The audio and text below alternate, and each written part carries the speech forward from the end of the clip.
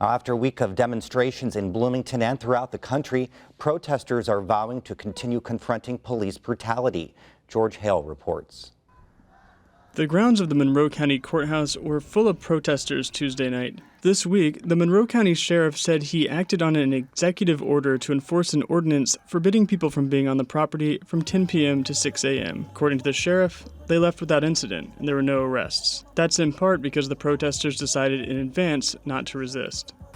While I love to see the protests go on, at the same time we have to understand that it is technically trespassing to be on this property between 10 p.m. and 6 a.m.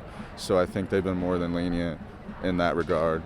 Some of the demonstrators started to camp out after thousands protested through the streets of downtown Bloomington last Friday.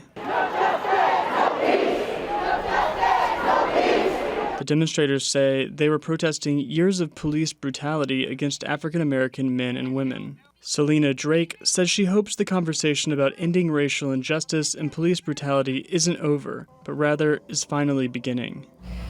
We want to focus our time not on each other, but on what's the big problem, and that's our government. Our government is deteriorating, and we have to see that because at this point, it's not between black people, it's not between white people, it's not racism, it's the government, it's the system in place. What are we going to do to change that? How are we going to change that? While protests in the courthouse square have ended, Monroe County officials say they still intend to find ways to build trust. The county council will hold a special town hall June 30th to discuss how the relationship between local law enforcement and the public can be improved. Council President Eric Spoonmore says the first thing they should do is listen.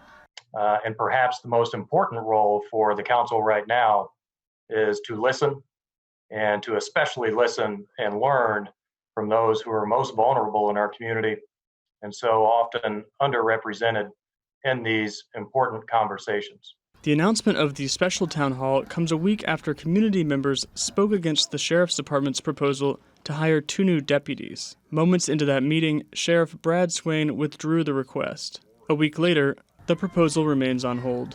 For Indiana Newsdesk, I'm George Hale.